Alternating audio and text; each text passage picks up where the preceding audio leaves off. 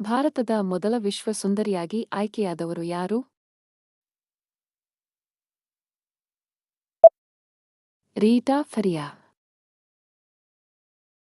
ಭಾರತೀಯ ಕ್ಷಿಪಣಿ ಜನಕ ಎಂಬುದಾಗಿ ಬಿರುದಾಂಕಿತರು ಯಾರು?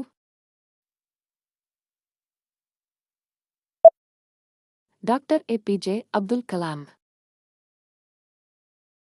ಕನ್ನಡದ ಎರಡನೇ ರಾಷ್ಟ್ರಕವಿ ಯಾರು? ಕುವೆಂಪು. ಕುವೆಂಪು ಅವರ ಪೂರ್ಣ ಹೆಸರೇನು?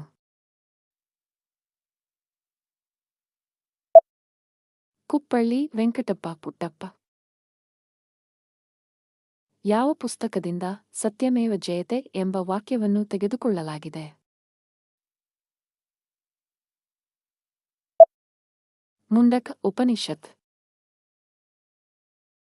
ಸ್ವಾಮಿ ದಯಾನಂದ ಸರಸ್ವತಿ ಅವರ ಮೂಲ ಹೆಸರು ಯಾವುದು? ಮೂಲ್ ಶಂಕರ್ ತಿವಾರಿ. ಸ್ವಾಮಿ ದಯಾನಂದ ಸರಸ್ವತಿ ಅವರು ಎಲ್ಲಿ ಜನಿಸಿದರು?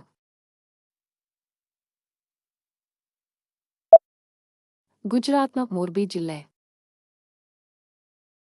ರಷ್ಯಾ ಕ್ರಾಂತಿಯ ಹರಿಕಾರರು ಎಂದು ಯಾರು ಪ್ರಸಿದ್ಧರಾಗಿದ್ದಾರೆ? Vladimir Lenin. ರೆಗ್ಯುಲೇಟಿಂಗ್ ಆಕ್ಟ್ ಜಾರಿಗೆ ಬಂದ ವರ್ಷ ಯಾವುದು?